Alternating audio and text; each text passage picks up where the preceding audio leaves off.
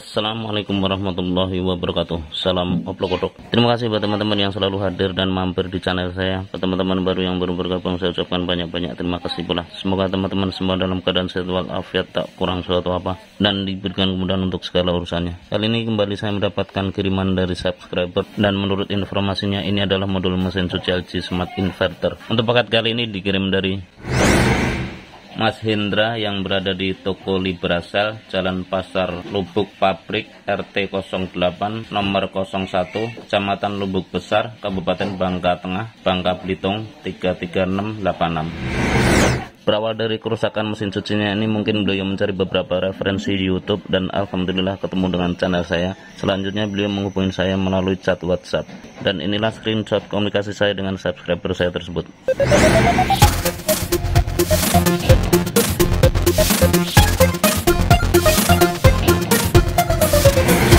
Buat Mas Hendra yang berada di Bangka Belitung, semoga beliaunya nonton video ini. Ke teman-teman baru yang baru bergabung, semoga ini bisa menjadi inspirasi. Tak lupa buat teman-teman yang selalu mengikuti channel saya, terima kasih atas kesetiaannya. Untuk lebih detailnya seperti apa, mari kita bongkar untuk paketnya. Lanjut.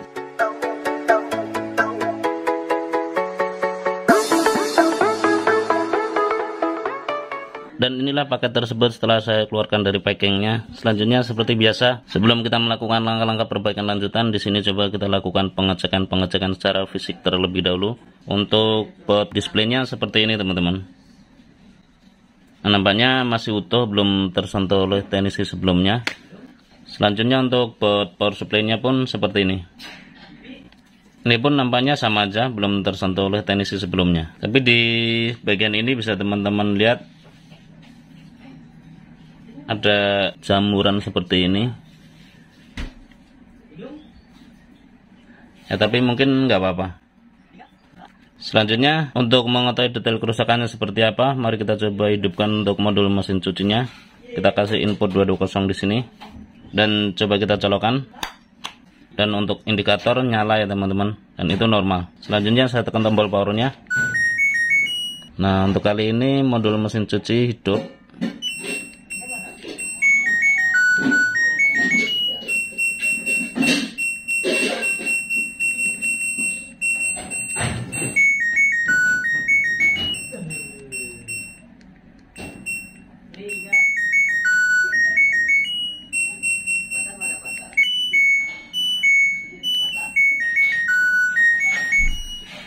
Nah, untuk kali ini modul mesin cuci ini hidup normal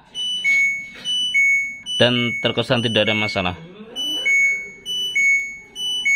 Selanjutnya kita pastikan untuk tegangan-tegangannya itu hadir normal. Untuk groundnya saya tusukkan di sini. Selanjutnya untuk 15 volt kita lakukan pengetesan.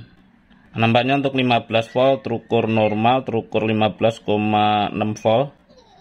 Selanjutnya untuk jalur 12 voltnya di sini, untuk jalur 12 voltnya teman-teman.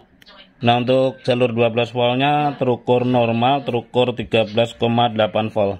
Selanjutnya untuk 12 volt tersebut masuk ke IC regulator di sini, IC regulator 5 volt, dan outputnya tentunya harus 5 volt. Coba kita ukur. Nah, untuk IC regulator 5 volt terukur normal, terukur 4,98 volt, dan itu stabil. Selanjutnya untuk 5 volt tersebut masuk ke board display-nya melalui soket pin 3, coba kita ukur. Nah, untuk 5 volt tertransfer dengan bagus ke modul display-nya, terukur 4,96 volt, dan itu stabil. Dari hasil pengukuran ini saya tidak menemukan kejanggalan tegangan. Untuk 12 volt terukur normal, 15 volt pun terukur normal, untuk 5 volt ke modul display-nya pun tertransfer dengan sempurna. Dan menurut informasi yang saya terima dari subscriber saya tersebut, bahwasanya untuk modul mesin cuci ini pada dasarnya hidup normal, tapi setelah berjalan sekian menit untuk modul ini mati. Dan untuk kasus seperti ini tentunya saya agak sedikit repot untuk membuktikan ke teman-teman, karena untuk mengetahui matinya itu saya harus menunggu untuk waktu yang tidak menentu. Dan di sini coba akan saya lakukan pergantian kristal di area sini teman-teman. Nah, di area modul displaynya ini tentunya dengan ukuran yang sama. Saya coba dulu. di sini. Biasanya untuk kristal yang di sini itu terpasang dengan ukuran 16 MHz, dan coba kita lakukan pergantian untuk kristalnya. Setelah pergantian kembali kita lakukan pengetesan untuk modulnya. Oke teman-teman, setelah melalui proses perbaikan lanjutan, alhamdulillah untuk modul mesin cuci ini sudah normal kembali. Ya mohon maaf sekali untuk kasus seperti ini, memang saya sedikit susah untuk membuktikan ke teman-teman sekalian. Dari sekian proses di sini saya telah mengganti kristal yang di sini teman-teman. Ini kristal 16 MHz. Untuk kristal sebelumnya tuh ini. Dan untuk kali ini saya ganti dengan kristal 2 kaki seperti ini. Nah seperti ini, memang secara fisik bentuknya itu sedikit berbeda, tapi ini bisa menggantikan. Selanjutnya di area power supply-nya saya mengganti komponen di sini teman-teman, dan ini saya sudah rapikan. Di sini tadi ada sebuah transistor SMD yang komponennya malah saya nggak tahu hilang kemana, karena memang komponennya itu kecil. Di sini saya ganti dengan transistor biasa dengan tipe PNP. Untuk pemasangannya tentunya kita harus memperhatikan mana basis, kolektor, dan emitornya.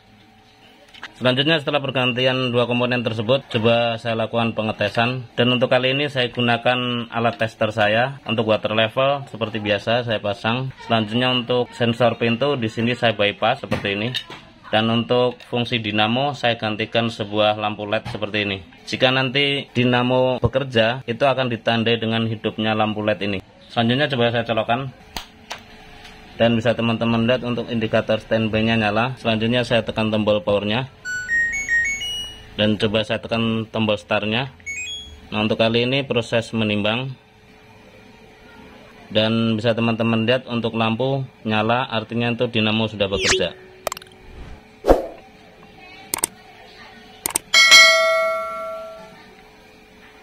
Dan saya coba proses spin. Nah untuk kali ini proses spin. Dan untuk kali ini proses motor drain membuang air. Kita tunggu sesaat dan dinamo akan bekerja, yang ditandai dengan hidupnya lampu di sini sebagai pengganti dinamonya.